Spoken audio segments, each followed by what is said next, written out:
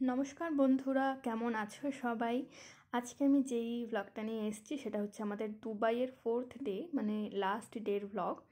এই ছিল আমাদের হোটেল, যেখানে আমরা 4 দিন ধরে ছিলাম, দ্য গ্র্যান্ড মিলেনিয়াম আলওয়াদা। আর বিল্ডিংটা দেখতে পাচ্ছ কতখানি উঁচু, আর এটা ওখানকার হচ্ছে সবথেকে ছোট সাইজ বিল্ডিংয়ের মধ্যে একটা। ভাবো, ছোট সাইজ বিল্ডিংয়ের যদি নিচে দাঁড়িয়ে পুরো বিল্ডিংটা একটা ফোনের ভেতর না আসে, তাহলে পরে ওখানকার বড় বিল্ডিংগুলো কি হবে। বুর্জ খালিফার ছবি আমি সবাইকে আগেই দেখিয়েছি। বুর্জ খালিফার সামনে দাঁড়িয়ে পুরো বুর্জ খালিফাটা নিয়ে ছবি তোলা মানে আমাদের এই নর্মাল ফোনের জন্য খুব একেবারেই অসম্ভব। তো যাই হোক, ওদিনকে আমাদের রুটিন ছিল 10:30টার সময় বেরিয়ে আমরা ওয়ার্নার ব্রোসে যাব। ওয়ার্নার ব্রোস থেকে তারপর আমরা বাড়ি রিটার্ন করব। আমাদের 2:10 বা 2:30 এরকম একটা টাইমে আমাদের ফ্লাইট ছিল দুবাই এয়ারপোর্ট থেকে। তো আমরা ওয়ার্নার ব্রোসে চলে এসেছি। বাইরে যে ভিডিওটা দেখালাম ওটা ছিল ওয়ার্নার ব্রোসের বাইরেটা, আর এই হচ্ছে ওয়ার্নার ব্রোসের মেইন গেট, যেখান দিয়ে আমরা ঢুকছি। এবার এখানে ভেতরে এই হচ্ছে গৌতম সিটি। এটা হচ্ছে গৌতম সিটি। এটা হচ্ছে বলবো ওখানে এরিয়া ভাগ করা, ছোট ছোট এরিয়া ভাগ করা, কার্টুন ওয়ার্ল্ড আছে। এটা হচ্ছে গৌতম সিটি। এখান দিয়ে আমরা এন্ট্রি নিচ্ছি। এটা সবার প্রথমে আমরা গেছি, যে যেখানে খুশি যেতে পারে, ভেতরে ঢুকে কোনো অসুবিধা নেই। আমরা এখান দিয়ে ঢুকেছি প্রথমে। আর এই ভেতরগুলো মানে এত সুন্দর। এটা কিন্তু পুরোটাই শেড করা, হ্যাঁ, এটা কিন্তু খোলা না।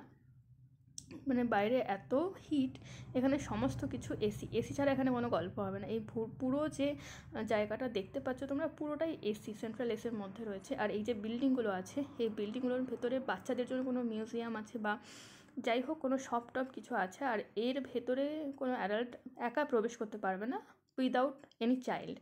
হ্যাঁ, কারণ এই ভেতরে যা আছে সমস্ত কিছু দেয় বাচ্চাদের জন্য মেনলি। তো কেউ শুধুমাত্র অ্যাডাল্ট কেউ এখানে ঢুকতে পারবে না, নট অ্যালাউড। আর এই জায়গাটা দেখতে পাচ্ছ এতটাই সুন্দর পরিষ্কার আর এত মেনটেন্ড যে কী বলবো তোমাদেরকে, নিজের চোখে না দেখলে না এটা ফিল করা যায় না, এত সুন্দর জায়গাটা। আর এখানে ভেতরে মানে প্রচুর ফরেন কাপলস, শুধু কাপলস নয়, মানে ফুল ফ্যামিলি এসছে ঘুরতে। খুবই সুন্দর লাগছিল জায়গাটা। এই হচ্ছে কার্টুন ওয়ার্ল্ড। এটা হচ্ছে স্কুবি-ও, যে বিল্ডিংটা তোমরা দেখতে পাচ্ছ এটা হচ্ছে স্কুবি-ও। সবাই দেখেছো কার্টুনে। এখানে দাঁড়িয়ে আমাদের ছবিও আছে একটা, এই দেখো স্কুবি-ও। এর ভেতরে আমরা ঢুকতে পারি। আর এই হচ্ছে সুপার হরিবল একটা রাইড, এটার নাম ছিল দ্য ব্যাটম্যান রাইড। এই যে দেখতে পাচ্ছ যে চেয়ারগুলো আমরা বসে আছি, এটা একটু পরেই দেখবে ফ্লিপ করবে। মানে এটা আমি যখন বাড়িতে এসে এই ভিডিওটা সবাইকে দেখিয়েছি, তখন সবাই আমাকে বলছে যে তুই বেঁচে আছিস তো, এটা তোর ভূত না তো। মানে এতটাই ভয়ঙ্কর ছিল রাইডগুলো দেখে। কিন্তু মনে হচ্ছে একদম জাস্ট সিম্পল, কিন্তু যে উঠবে তার প্রাণটা একবারে হাতের মুঠোয় ধরে রাখার জন্য। আর এখানে হচ্ছে মাঝখানে যে তুমি থামিয়ে দিতে পারবে সেটাও না, যদিও সেটা কোথাও সম্ভব না। একবার যদি একটা রাইড চালু হয় তো সেটা থামানো, মানে হঠাৎ করে থামানো খুব ইম্পসিবল ব্যাপার।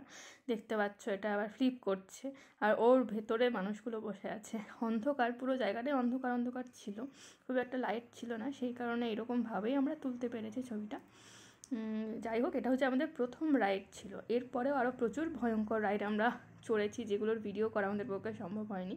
তার কারণ যা সবাই যদি রাইড চড়ে তো ভিডিওটা কে করবে। আর এই হচ্ছে দুবাইয়ের এয়ারপোর্ট, মানে দমদম এয়ারপোর্ট। দেখেছো কি না সবাই আমি জানি না, মানে ওটার কি বলবো, দুবাই এয়ারপোর্টের 4 ভাগের 1 ভাগও না দমদম এয়ারপোর্ট। বিশাল বড় এয়ারপোর্ট। হ্যাঁ, যদিও আমি আমাদের নিজেদের এয়ারপোর্টকে ছোট করছি না, কখনো সেটা হয় না। যেখানে যেটা যেরকম সেখানে সেভাবেই চলতে হবে। আর আমি এই সিনটাকে দেখার জন্য ভীষণ এক্সাইটেড ছিলাম। তখন বাজে রাত 2:30, আর যখন আমাদের ফ্লাইট টেক অফ করবে দুবাই থেকে, সেই সিনটা কীরকম লাগে দেখার আমার ভীষণ ইচ্ছা ছিল। সেই কারণে আমার হাজব্যান্ড উইন্ডো সিট কেটেছে আর কি। খুবই কষ্ট করে কেটেছে, খুবই কষ্ট করে পেয়েছে। মানে জায়গাটা এত সুন্দর লাগছিল, এদিকে মনও খারাপ হচ্ছে। 4 দিন এত সুন্দরভাবে ঘোরার পর যখন আমরা রিটার্ন করছি, কার না মন খারাপ হবে বলো।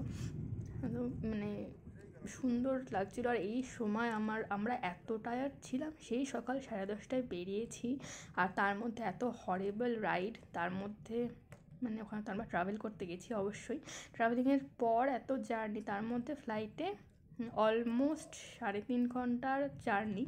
হ্যাঁ, আর আরেকটা সবথেকে মজার ব্যাপার এটা যে দুবাই আমাদের ইন্ডিয়া থেকে কিন্তু 2 ঘন্টা টাইমে পিছিয়ে আছে।